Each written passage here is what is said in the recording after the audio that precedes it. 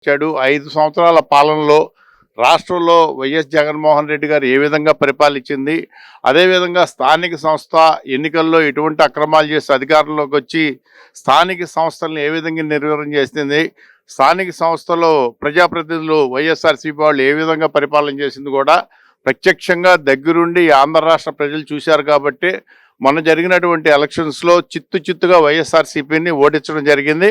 అదేవిధంగా ఇవాళ స్థానికంగా ఉన్నటువంటి లోకల్ బాడీస్లో ఉన్నటువంటి నాయకత్వాలు కూడా అబ్బో ఈ 4 ఏళ్ళలో కూడా మనం ప్రజలకు దూరం అయిపోయాము, ఇకనైనా ఈ సంవత్సర కాలంలో ప్రజలకు దగ్గరుండి మనం మంచి చేయాలి, మంచి విధానాలు తీసుకోవాలి, రాష్ట్ర ప్రభుత్వ సహకారంతో పనిచేయాలని చెప్పి కూడా అనేక చోట్ల మరి వైఎస్ఆర్సీపీ కౌన్సిలర్ కానీ కార్పొరేటర్లు కానీ తెలుగుదేశంలో కూడా చేరడం జరుగుతూ ఉంది. సత్యదూరం జగన్మోహన్ రెడ్డి గారు చెప్పేటువంటిది సత్యదూరం.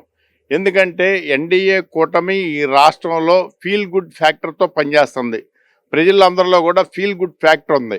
ఏ విధంగా అంటే ప్రశాంతంగా మా కష్టం మేము చేసుకుంటా ఉన్నాం, మా భోజనం మేము సంపాదించుకుంటా ఉన్నాం, ప్రశాంతంగా కంటిన్యూ నిద్రపోతూ ఉన్నాం, మా ఆస్తులు ఎవరు కబ్జా చేయట్లేదు, అర్ధరాత్రి పూట మా ఇళ్ళు ఆక్రమించుకోవట్లేదు, మమ్మల్ని హత్యలు చేయట్లేదు, ధ్వంసం చేయట్లేదు, కుల పోరాటాలు లేవు, హత్యలు లేవు, రౌడీజాలు లేదు, డోర్ డెలివరీ మరి శవాలు లేవు. ఇటువంటివన్నీ కూడా చూసి ఫీల్ గుడ్ ఫ్యాక్టర్తో ప్రజలందరూ ఖచ్చితంగా ఉన్నారని కూడా నేను చెప్తాను.